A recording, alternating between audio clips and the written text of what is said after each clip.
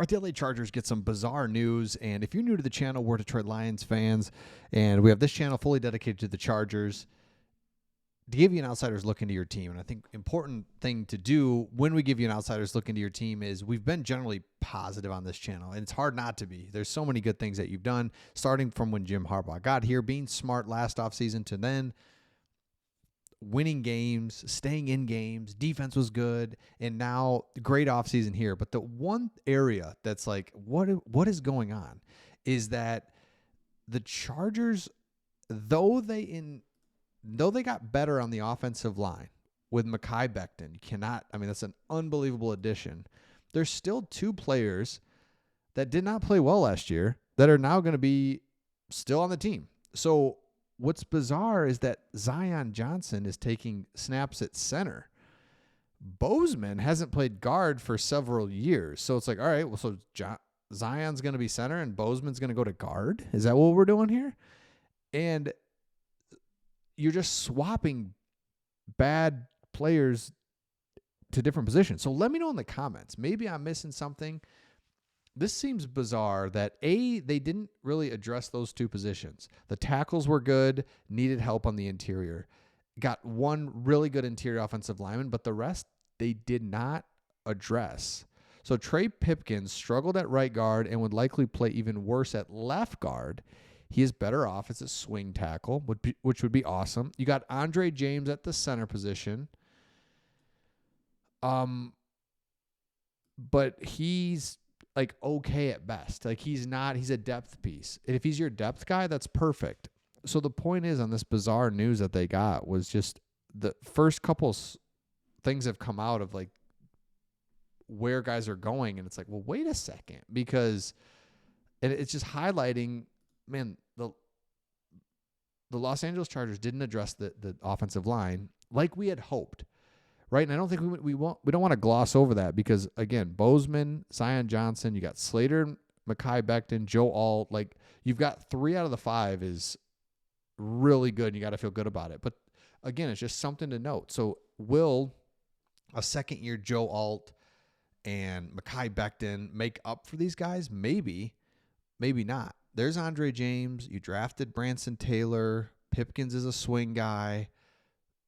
So it's interesting and something to keep an eye on. And this article said it perfectly. It's like just kind of confusing Chargers fans. It's like, all right, I'm getting excited. I'm really excited about everything, but that's just the one area I'm not sure about. But here's what I am sure about. Ladd McConkey. This is one of my favorite routes from last year. He's in the slot here, just a little hesitation, runs this route. And the beautiful thing about him is he is covered here. Herbert throws it anyway, catches it contested, run after the catch, quick. Kind of shows everything in this route, and I think that's money. So what's interesting about this is this graphic here shows a couple things that I love.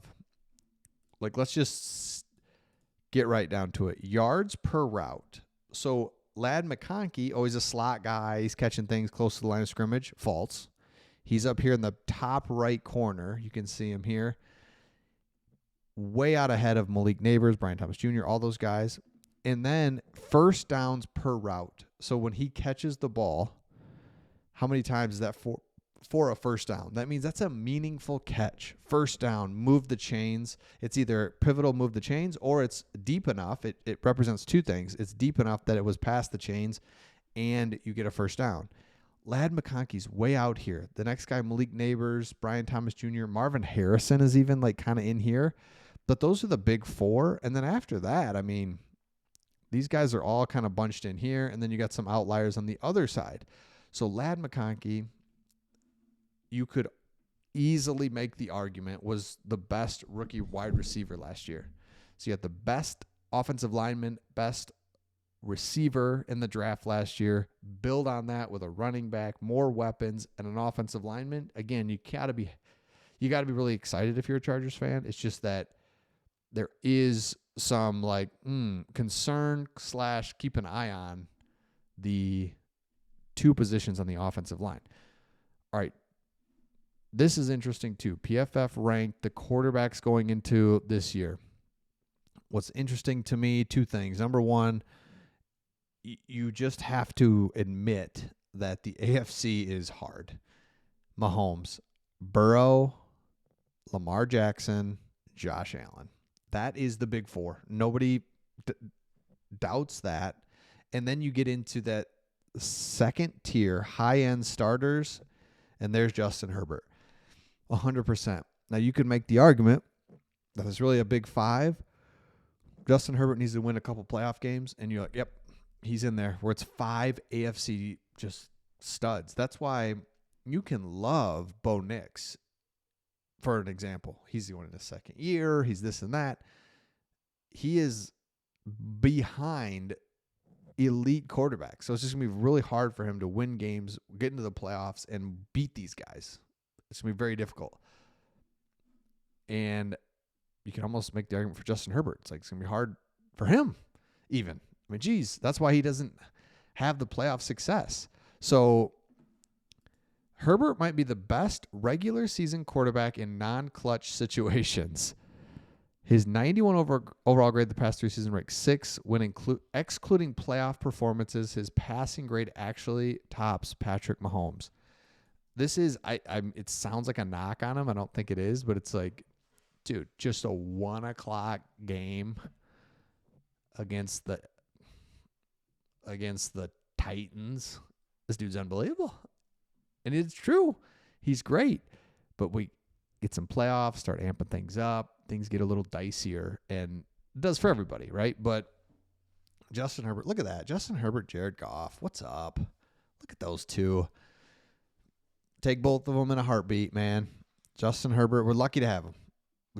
It's just the way it is. I mean, because you start going down the list, and I mean, right about Geno Smith 10 is crazy. I think that's high. Jordan Love, Baker Mayfield, and then it stops. So C.J. Stroud's the last one, and then it gets into Kyler Murray and below. And so you can see there's 14 quarterbacks where you have a chance to win and you have a chance to get into the playoffs and do something.